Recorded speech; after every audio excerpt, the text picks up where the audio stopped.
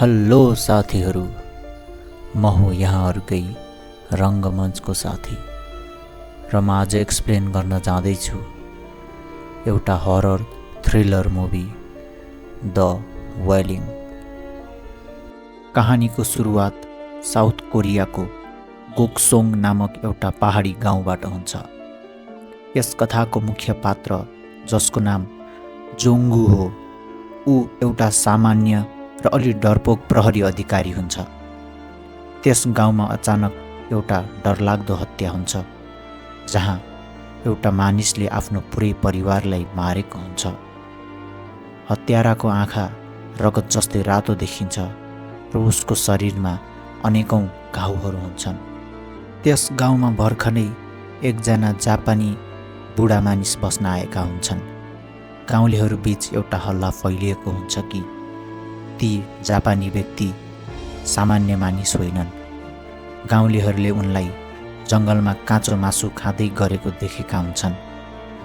जोङ्गुले सुरुमा यो कुरामा खासै विश्वास गर्दैन, तर जब यस्ता हत्याका घटनाहरू श्रृङ्खलाबद्ध रूपमा अगाडि बढ्न थाल्छन् र हरेक हत्यारामा उस्तै लक्षण देखिन्छ, जोङ्गु अब अनुसन्धानमा लाग्छ। अनुसन्धानकै क्रममा जोङ्गुले एउटा रहस्यमय महिलालाई भेट्छ। ती महिलाले जोङ्गुलाई भन्छन् कि ती जापानी बुढा मानिस नै यो सबै हत्याहरूको कारण हो। उनले जोङ्गुलाई भन्छन् त्यो जापानी बुढा मानिसले गाउँका मान्छेहरूको आत्मा सङ्कलन गरिरहेको छ। जोङ्गुले जब त्यो बुढा मानिसको घरमा छापा मार्छ, उसले त्यहाँ एउटा कोठा भेट्छ जहाँ गाउँका बिरामी र मृतकहरूको फोटो र उनीहरूका व्यक्तिगत सामानहरू जस्तै जुत्ता, कपडा राखिएको हुन्छ। कहानीमा मोड तब आउँछ जब जोङ्गुकी छोरी, जसको नाम ह्योजिन हुन्छ, उनी बिरामी पर्छिन्। उनको पनि शरीरमा त्यस्तै डरलाग्दो घाउहरू देखिन थाल्छन् र उनले आफ्नै बुबालाई गाली गर्ने र आक्रामक व्यवहार देखाउन थाल्छिन्। जोङ्गुले ती जापानी वृद्धको घरमा आफ्नी छोरीको नाम लेखिएको जुत्ता भेट्टाएको हुन्छ र अब उसलाई डर लाग्न थाल्छ कि कतै उसको छोरी पनि यसको शिकार हुने त होइन। आफ्नी छोरीलाई बचाउन जोङ्गुले एकजना शक्तिशाली झाँक्रीलाई मोटो रकम दिएर बोलाउँछन्। झाँक्रीले दावा गर्छन् कि ती जापानी वृद्ध व्यक्ति वास्तवमा एउटा भूत हो र उसलाई मार्न एउटा ठुलो पूजा गर्नुपर्छ। त्यसपछि हामीलाई एउटा ठुलो पूजाको सिन देखाइन्छ, जुन यस फिल्मको सबैभन्दा शक्तिशाली दृश्य हो। एकातिर ती झाँक्री ढोल बजाउँदै जोङ्गुको छोरीको शरीरबाट भूत भगाउन पूजा गर्छन्। अर्कोतिर ती जापानी बुढा मानिस आफ्नो गुफाभित्र एउटा मृत शरीर राखेर आफ्नै तान्त्रिक पूजा गरिरहेका हुन्छन्। दर्शकहरूलाई लाग्छ कि यी दुई बीच एउटा युद्ध भइरहेको छ, तर त्यसै पूजाको क्रममा जोङ्गुकी छोरीलाई यति धेरै पीडा हुन्छ कि जोङ्गुले सहन नसकी पूजा बीचमै रोकिदिन्छ। ती जापानी व्यक्ति नै वास्तवमा यो सब हत्याहरूको कारण भएको र उनी नै भूत भएको कुरामा जोङ्गु पूर्ण रूपमा विश्वस्त हुन्छ।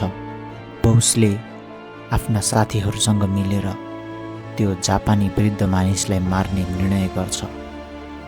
उनीहरू गुफामा पुग्दा ती जापानी वृद्ध मानिस भाग्छन्, तर पछि उनी पहाडबाट खसेर उनको मृत्यु भएको जस्तो देखिन्छ। जोङ्गुले उनको शवलाई पहाडबाट तल फ्यालिदिन्छ। जोङ्गुकी छोरी निको भएको जस्तो देखिन्छ र सबै शान्त भएका हुन्छन्। अचानक ती झाँक्रीको नाकबाट रगत बग्न थाल्छ र उनलाई एउटा शक्तिले अचानक आक्रमण गर्छ। उनी डराएर भाग्न खोज्छन्, तर बाटोमा उनले सेतो लुगा लगाएकी एउटा महिलालाई देख्छन्। उनले जोङ्गुलाई फोन गरेर भन्छन्, मैले गल्ती गरेँ, जापानी वृद्ध मानिस त हामीलाई बचाउन खोजेका थिए। यो सब हत्याहरूको कारण त्यो सेतो लुगा लगाएकी महिला नै हो। तिमी छिटो घर जाऊ। यति सुनिसकेपछि जोङ्गु हतार हतार घर जान खोज्छ, तर बाटोमा उसले त्यही सेतो लुगा लगाएकी महिलालाई भेट्छ। ती महिलाले जोङ्गुलाई भन्छन्, त्यो झाँक्री र जापानी वृद्ध मानिस दुवै मिलेका हुन्। यदि तिमी अहिले घर गयौ भने तिम्रो परिवार मर्नेछ। मैले त्यो दानवलाई समाउन एउटा जाल बुनेकी छु। जबसम्म कुखुरा दिनसम्म बाँच्दैन तबसम्म तिमी यहाँबाट नहर्लिनु। अब जोङ्गु दोधारमा पर्छ। उसलाई थाहा हुँदैन कि उसले झाँक्रीको कुरा मान्ने कि ती महिलाको कुरा। झाँक्रीको कुरा मान्ने हो भने जापानी वृद्ध मानिस एक राम्रो पात्र हुन्छन्, तर यो सबै हत्याहरूको कारण ती महिला हुन्छन्। तर यदि ती महिलाको कुरा मान्ने हो भने यो सब हत्याहरूको कारण ती जापानी वृद्ध र झाँक्री हुन्। यसै समयमा जोङ्गुले देख्छ कि त्यो सेतो कपडा लगाएकी महिलाको हातमा उसको छोरीको हेयर पिन र पहिले मरेका मानिसहरूको लुगा देख्छ र उसलाई लाग्छ कि यो महिलाले नै उनीहरूलाई मारेकी हो। अब जोङ्गुले आफ्नो धैर्य गुमाउँछ र 2 पटक कुखुरा बासेपछि नै घरभित्र पस्छ। उनी घरभित्र पस्ने बित्तिकै महिलाले थापेको त्यो जादुई जाल नष्ट हुन्छ। घरभित्र छिर्दा जोङ्गुले एउटा डरलाग्दो दृश्य देख्छ। उसकी छोरीले आफ्नो आमा र हजुरआमाको हत्या गरिसकेकी हुन्छन्। त्यसै समयमा पहिले देखाइएका एकजना चर्चका फादर ती जापानी वृद्धको गुफामा पुग्छन्। त्यहाँ जापानी वृद्ध जिउँदै हुन्छन्। उनी बिस्तारै आफ्नो शैतानिक रूपमा बदलिन्छन् र उनले ती चर्चका फादरलाई भन्छन्, तिमीले मलाई जे सोच्यौ म त्यही हुँ। उनले आफ्नो हातमा किल्ला ठोकेको घाउ देखाउँछन् र ठुलो ठुलो स्वरमा हाँस्न थाल्छन्।